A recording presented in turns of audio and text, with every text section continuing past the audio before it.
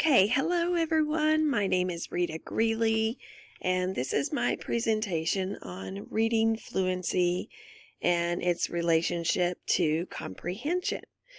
So I did not start out this way, but ended up with the articles that I found, having a pretty cool kind of different way of looking at this. So the first one provided information that what I would call typical surface level thinking of how fluency relates to comprehension, and it basically states that, fluency is the fact that a student reads with the proper rate, inflection, intonation, and that they're reading correctly.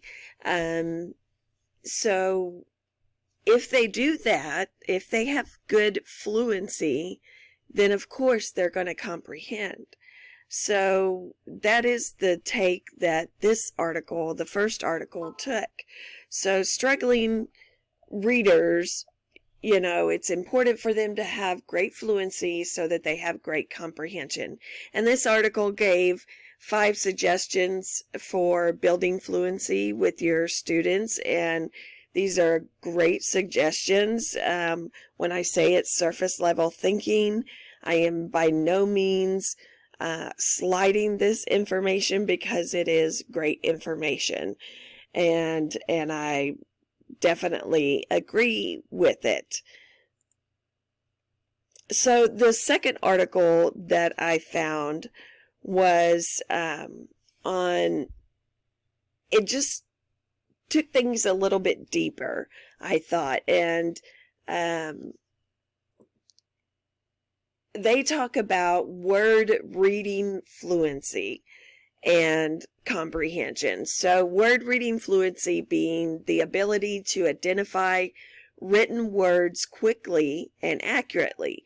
So this is talking about the reader that doesn't really have issues with fluency. They can read those words where they sound right, they're phonetically correct, they're, quick, they're reading at the right pace.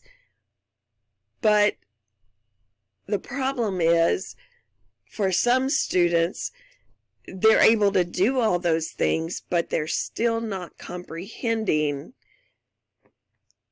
the word. So they called that in this article word calling. So when the word is spoken correctly, but the student does not comprehend what the word means. So that's what word calling is.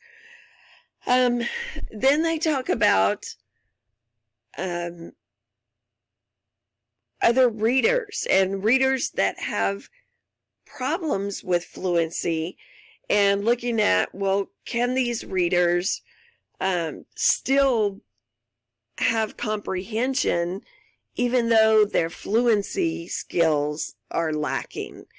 And so in this article, they really went into this, and I totally encourage every one of you to read this.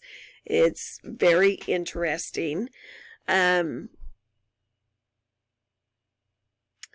think about your ELL learners. So these learners, their fluency is going to be behind the English as their first language learners that you have. So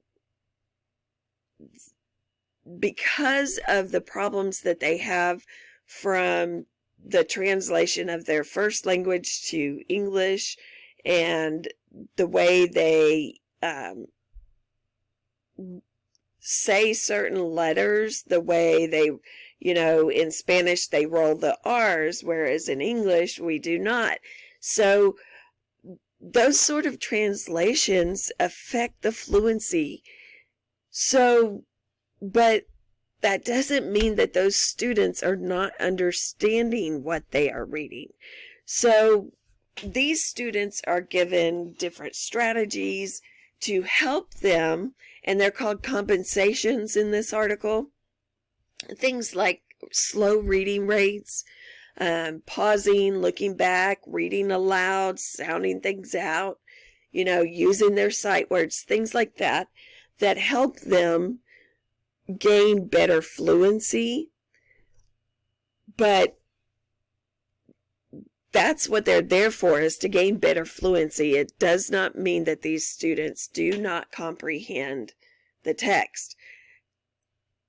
Last comment down here on the bottom of the slide, I want to read it because I feel like this article, sums it up. Teachers need to understand that just because a student has non-fluent reading skills does not mean that they cannot comprehend. The important part is to provide the skills that the student needs to assure comprehension.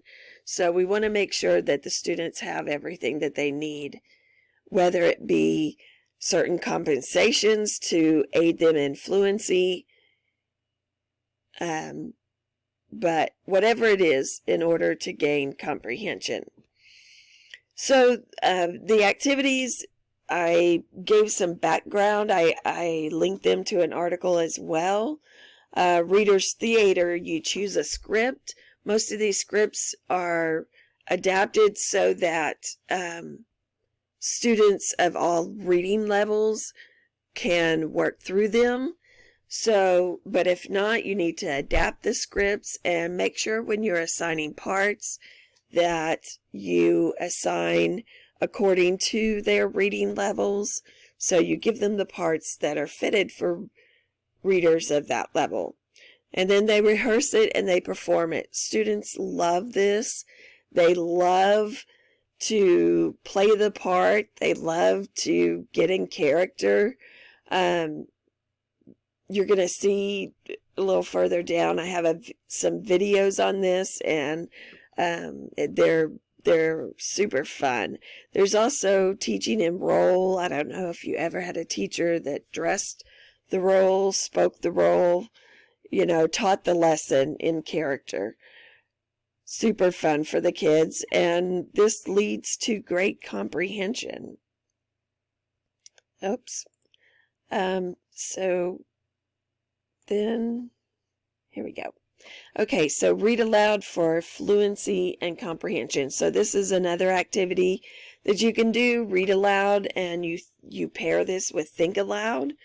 Of course, we encourage everyone to read to children, whether it be the teachers, the parents, the grandparents, the uncles, whether the parents don't speak English, but there's read alouds on YouTube that you can assign to students, so they are getting read alouds even if it's not in person. So there's lots of different ways you can do read alouds, and when you do read alouds, one thing that's super important is to be very focused in your read aloud. Make sure you're doing the read aloud with intention and purpose, and make sure you're pausing and thinking aloud, thinking and speaking out loud how your student would be thinking. And by doing that, you're modeling, helping your students get through how to think through the literature. So here are some related videos. Top 5 tips for readers theater, intentional read alouds, readers theater in action. This is a kindergarten readers theater. It's super cute, and shows you that even kindergartners are very good at readers theater. And a great example of think alouds. And then my references.